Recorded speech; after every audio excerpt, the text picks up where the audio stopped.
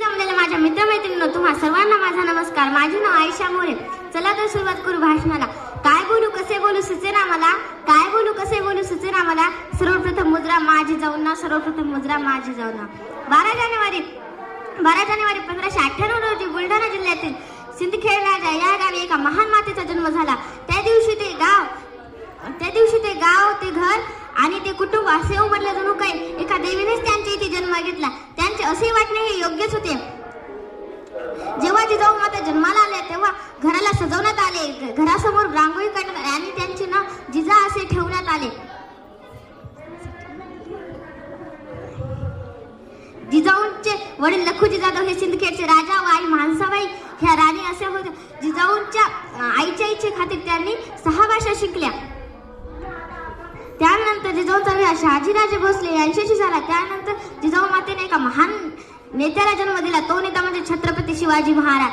जेव्हा शिवाजी महाराज जरा मोठे झाले तेव्हा जिजाऊंच्या लक्षात आले की आपली रयत सुखी नाही. असे का तर मुघलांचा जन्म खूपच वाढलाय, या सत्तेचा नाश करायला हवा. म्हणून त्यांनी शिवाजी महाराजांच्या खेळण्याच्या वयात त्यांना तलवार व ढाल दिली आणि युद्धाला तयार केले.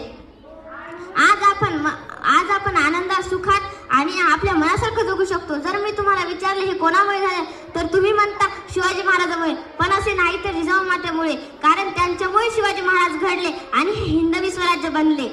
जर त्यांना असा काही मार्ग दाखविला नसता तर हे हिंदवी स्वराज्य कसे घडत होते.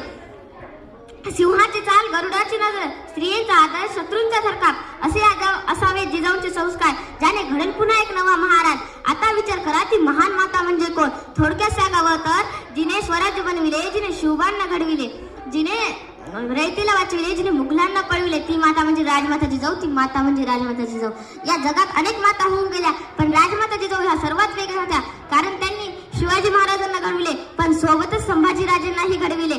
म्हणून हे महान नेते घडले. कधी आपण विचार केलेला आहे का हे नेते एवढे महान कसे. कारण त्यांच्या पाठीवर जिजाऊचा हात व डोक्यावर जिजाऊंचा आशीर्वाद होता, म्हणून ते एवढे महान नेते घडले.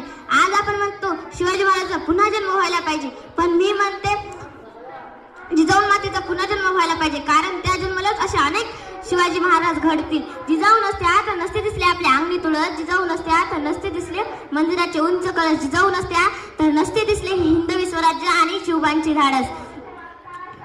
शेवटी एवढेच म्हणेल, मुद्रा करते त्या माऊलीला जिने घडविले शिवबांना. अन्यायाविरुद्ध लढण्याचा एक नवा मार्ग दाखविला. कर्तृत्व आणि मर्तृत्वाचा जिथे झाला संघ, त्या राजमाता जिजाऊ आमच्या काळजात राहतील कायम, आमच्या काळजात राहतील कायम.